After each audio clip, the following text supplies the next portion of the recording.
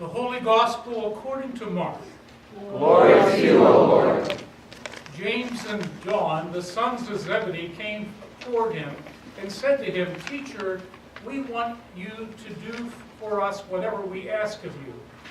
And he said to them, "What is it you want me to do for you?"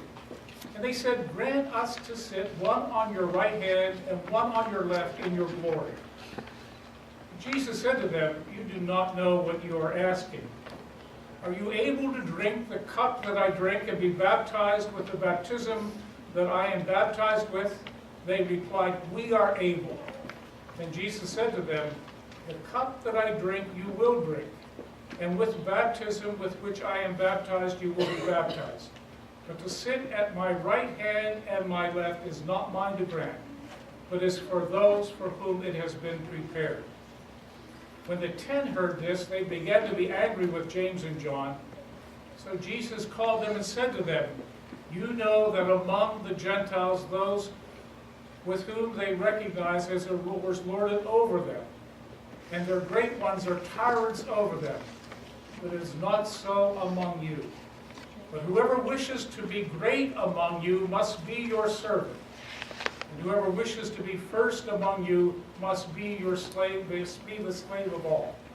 For the Son of Man came not to be served, but to serve, and to give his life as a ransom for many." The Gospel of the Lord. Praise to you, O Christ.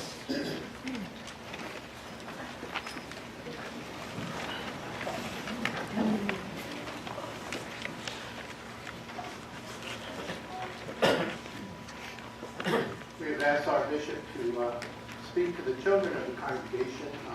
They're spread out here. I'm not sure if they want to come forward or not. But, also to the scouts. We're trying to today Mark 2:62. The children want to come up? Come on. Are they kids? Yeah. Come on.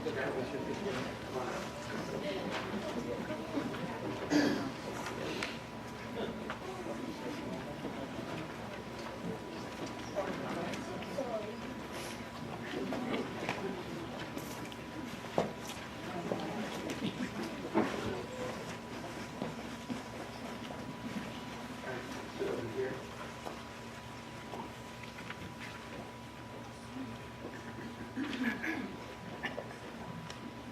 I'm facing the squad. All the boys, good morning. Good morning.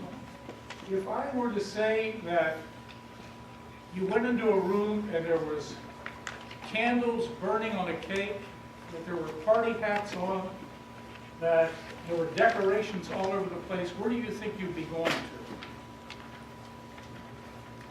Party, that's right. You would be going to a party because it would be a happy time and a time of celebration. Today, in this service and during this day, we're going to celebrate a party in a very special way because of ministry, because of a pastor, Pastor Hill. He's been very special to this congregation and to the church at large. And when you think of those things, what are some of the things that you would wish for Pastor Hill today?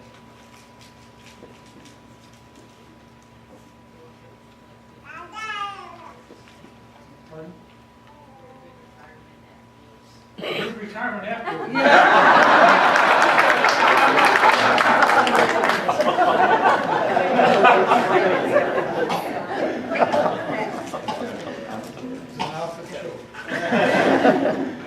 What else would you wish? That's good.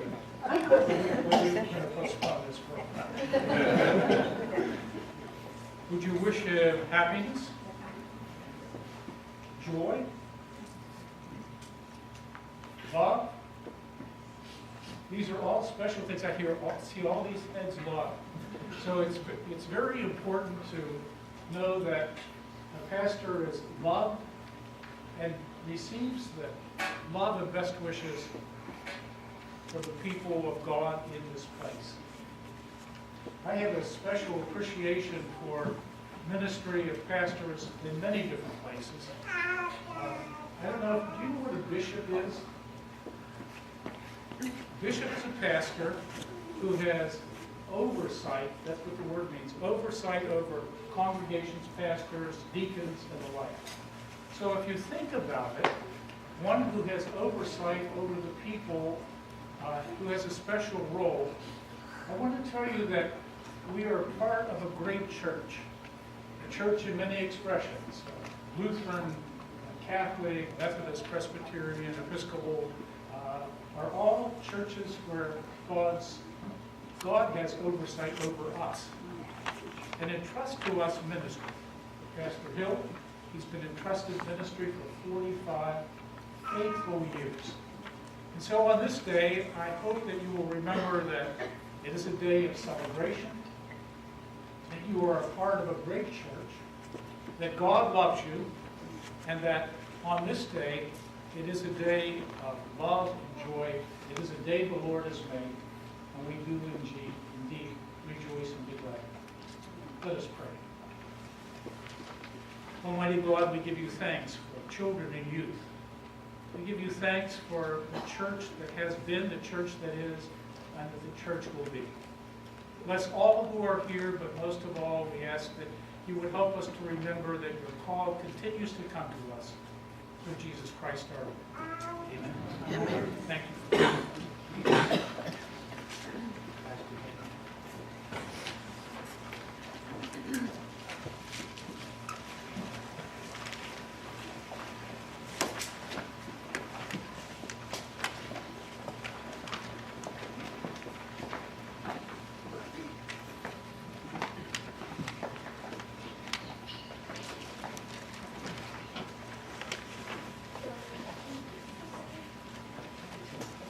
I want to say just a word of personal privilege about being here for this day, being with this congregation on a very special day.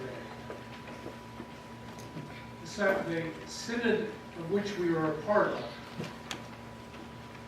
is a synod where we are on the road together, a literal translation of synod, where we meet with one another, we extend our hands with one another, and we join in knowing that the presence of God is with God's people.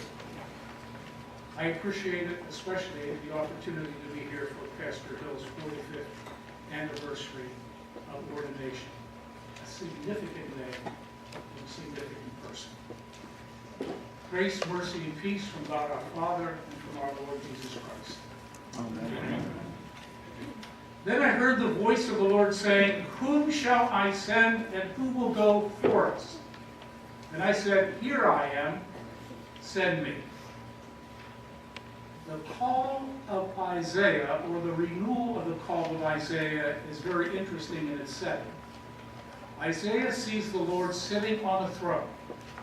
In this visionary way, he not only sees that, but it's a mystical setting where six plumed seraphs is described as a very sacred place, and Isaiah is privileged to see it. One of the seraphs called to the other and said, "Holy, holy, holy is the Lord of hosts. The whole earth is full of his glory." Now think about it. I don't know if you would be like I am. If I were in Isaiah's shoes, I would have been in total awe, and also I would be a little afraid. When you think about the presence of God, that's not something that has been given to many people over the history, and in this visionary way. Isaiah realizes, I shouldn't be here. I'm not a person who is clean. I'm bearing many things, in lips that are unclean, and a body and life that is unclean as well. That's a confession. Then two distinctive things happen with Isaiah's calling. He's standing in the very presence of God, and he is granted to live. Because it was always thought that if you were in the presence of God, you would not continue to live. God is not taking his life, but rather God is present to forgive Isaiah. The seraph picks up a live coal from the altar and takes it with a pair of tongs and touches Isaiah's lips. What happens then? His lips are unclean, and his guilt is departed and blotted away, because that's exactly what is declared to him. Now, if you want an absolution, that's a very vivid absolution. And so, notice God's call to Isaiah. It's not a divine call. He doesn't say, go ahead, you're going to follow me. But rather, it's in the form of a question. God speaks to the heavenly council, actually. And Isaiah hears the question, who shall I send, and who will go for us? For us, this council. And Isaiah feels deep in his heart and life and says, here am I, send me. In many respects, it is a call of God that we celebrate this day. For 45 years, Pastor Hill received the call of God as an ordained pastor of Word and Sacrament. It's the same God, actually, who called Isaiah. Think about it. Through the history, God has continued to call people to faithful service for His love and for the message that He has to the world in which we live. Saying yes to the Lord and to His church is foundational for a call. Here I am, send me, translates into 45 years of faithful service. Standing with the people of God, sharing God's word, feeding God's people with the sacraments, baptisms, confirmations, marriages, funerals, hospital visits, pastoral care, counseling, supporting the lives of others entrusted to His flock. Pastor Hill, you have been an expression of God's love. You have been an expression to the members of the congregation and you have expressed your appreciation for relationships that you have shared through the years. Today is a time of reciprocal giving, though, in your ministry. We also know that you have been one whom your people love and one whom you love them for. The pastor is supportive of sharing God's word. You have served in congregations. You have served as a dean. It warms my heart to know of your Center for Evangelical Mission and for your desire not only to enable the people of God in this place, but to reach out into the community and to the world. That makes a difference. Caring for neighboring congregations and pastors as a pastor who proclaims, here I am, send me. People of God, do you sense that God is present and wishes to provide forgiveness to you as well? Maybe not with that coal that is taken from the altar and touches your lips, but in many ways, what will touch your lips today is the sacrament of Holy Communion, because Jesus is present in the bread and wine and comes to touch our lives with forgiveness and love and renewal. Messages from the Old Testament, messages from the New Testament, messages that continue to come to us because God continues to love us and wants that which is best for our lives. My wife and I are members of a congregation, she's present here today, in Pittsburgh. And we heard a story from one of our members who was from Tanzania, who talked about two little girls who were abandoned by their parents and were living on the street there. And we heard the story and we were asked, can you help? So our congregation said yes and sent money and a pledge to be with these girls through all their education. That we would provide for their tuition, board, housing, and for their needs. Because we did not want to have two little girls abandoned on the street with little hope. As a member of a delegation that just went in July, actually August, 5 members of our synod journeyed to Tanzania, our companion synod. We visited hospitals, medical centers, churches, and schools, and were in awe of the witness of the Lutheran Church in that area as they touched the lives of people. I see pictures of children with 45-pound weight on their head carrying water daily, back and forth. Life is hard, but they want to make it work. And so everybody does their own share in order to make a difference in their lives. As we visited one of the schools, we pulled in the van we were in, and the children in this driveway that went up pretty steep were all there, and they cheered, and then they started to sing, "This is the day the Lord has made," in English. "This is the day the Lord has made, we will rejoice and be glad in it." We got out of the van and greeted the children as we went up, and we saw the story of what happened in that school.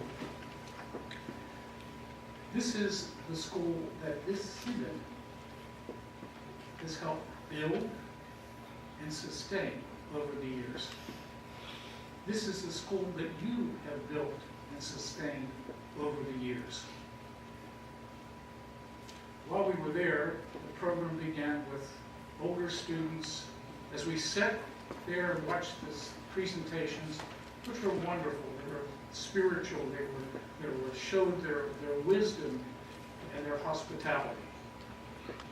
And the director of the school, the principal, came over as I was sitting at the table watching this, and leaned down and said, "Bishop, the little girl next to the end is the girl that your congregation in Pittsburgh is sponsoring.